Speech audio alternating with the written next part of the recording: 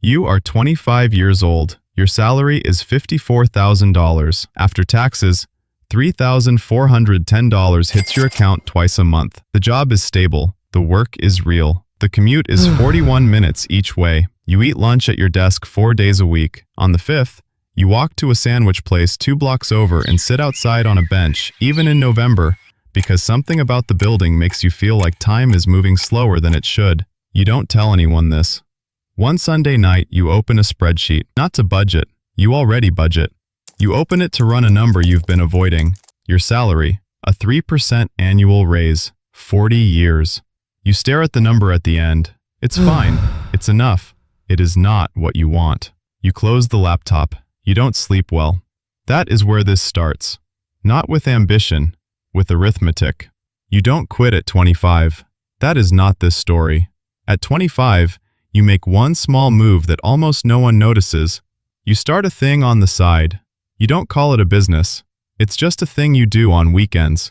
You write breakdowns of industry reports in your field and post them online. No audience at first. 11 followers. 3 of them are people you know. You do it anyway. You automate $400 a month into a Roth IRA. You automate another $200 into a brokerage account. You do not touch either. You increase your 401k contribution to capture the full employer match. 4% in, 4% matched. You are not leaving free money on the table. That is the only way to think about it. Your total monthly investment is $900. Your lifestyle does not change. Same apartment, same grocery routine, same bench in November. The side project earns $0 for 4 months. In month 5, a company emails you. They want to license one of your breakdowns for internal training. They pay $600. You reinvest it. You don't celebrate. You note it. Age 27. The gap becomes visible. The progress should feel earned, not dramatic. The side income is $1,200 a month, then $1,900. You still don't call it a business, but you open a separate account for it. You file a Schedule C. A tax preparer named Roland looks at your numbers and tells you to start tracking expenses more carefully. You do. Your net worth crosses $40,000. You've never had that before. Not once. You check the balance for a week straight, not from anxiety, from disbelief. You get a raise at work. Salary moves to $61,000. You do not upgrade your life. The raise goes directly to a taxable brokerage account, automated, before you can see it. A coworker named Janelle asks if you want to split a lease on a nicer apartment closer to the office. The commute would drop to 18 minutes. The rent would increase by $490 a month. You do the math. $490 a month over 24 months is $11,760. You tell her you're good where you are. She thinks you're being cheap. You are being precise. The side project hits $2,800 a month. You reinvest everything for 14 months straight. You eat the same lunches. You don't upgrade anything. You are building a second floor while still living on the first. Age 29. The number that changes the question. Let the weight of the numbers settle. Your net worth is $112,000. You sit down and run the projection again. Not on salary alone this time. You include the business. You include the investments. You model 3 scenarios. Conservative, base, stress. In the base case, you can cover your expenses entirely from non-salary income by age 35. Not comfortably, not with margin, just covered. That is enough to keep going. You close on a small rental property, a 2-unit in a secondary market. Purchase price $108,000. Down payment $19,500 saved over 22 months without touching the investment accounts. Mortgage $487 a month. Combined rent from both units $1,310.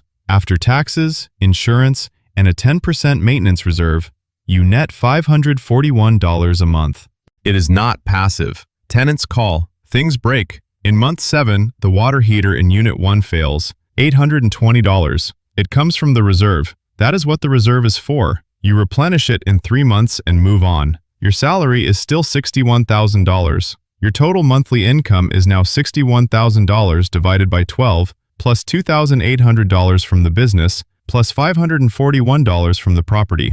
The salary is becoming the smallest piece. You note this without ceremony. Age 31. The quit becomes a calculation. You do not hate your job. That is important. You are not running from something. You are running the numbers. Your business generates $4,100 a month net. The rental nets $541. Your investment accounts have crossed $160,000 and return an average of $9,200 a year without any action from you. Your monthly expenses are $3,240. Total non-salary monthly income is $4,641 before investment returns. You could leave now. The math allows it. You don't. Not yet. You spend 18 more months building the reserve higher. You want 24 months of expenses in cash before you walk. That is $77,760. You build it without touching the investments. You build it without telling your manager, your coworkers, or most people in your life. You tell one person, a friend named Caleb who left his own job 2 years earlier to run a logistics consultancy. He nods and says, "Make sure the number is real and not just the number you want it to be." You go home and rerun the projections. They hold. At 33, the cash reserve hits $81,000. The business is at $5,300 a month. The rental has been refinanced. The new mortgage is $401. Net cash flow $689 a month. Investment accounts at $214,000. You write a resignation letter on a Thursday night. You don't send it until Monday. Not from hesitation, from habit. You always wait 72 hours on decisions that can't be reversed. Monday morning, you send it. Age 35. The first year without a salary. People ask what you do now. You tell them you run a research business. They ask if you're hiring. You are not hiring. You are one person with a laptop and a rental property and an investment account and a cash reserve and a very specific spreadsheet that you update every Sunday night without exception. The first 3 months are strange, not financially, psychologically. You have been conditioned for 13 years to organize time around a job. Without it, Tuesday feels like Saturday feels like Wednesday. You build a structure. You work from 7 a.m. to 1 p.m. After 1 p.m., you are not working. This is a rule. You enforce it. The business grows without the friction of a full-time job pulling your attention. Revenue crosses $8,100 a month by month 9. You hire a part-time contractor for $1,400 a month to handle research compilation. Your effective hourly output doubles. You do not buy a new car. You do not upgrade the apartment. You do not do anything that would require you to rebuild the reserve. By the end of year 1 without a salary, your net worth has grown by $94,000, more than any single year when you had the job. Age 35. What it actually cost. This is the part people skip. You missed a destination wedding at 28 because the trip would have required liquidating 3 months of savings. You felt the friction in that friendship. It never fully recovered. You said no to a group holiday at 30 where everyone split costs equally and you would have subsidized 2 people. The group went without you. You did not explain why. You stayed quiet and said no and felt the silence afterward. There were Sunday nights at 26 and 27 where the business had earned nothing for 6 weeks and the spreadsheet looked worse than it had the month before and you kept going. Not from confidence, but from the absence of a better option. You gave up the version of your 20s where you spent freely and traveled impulsively and bought the thing because you wanted it. That version of your 20s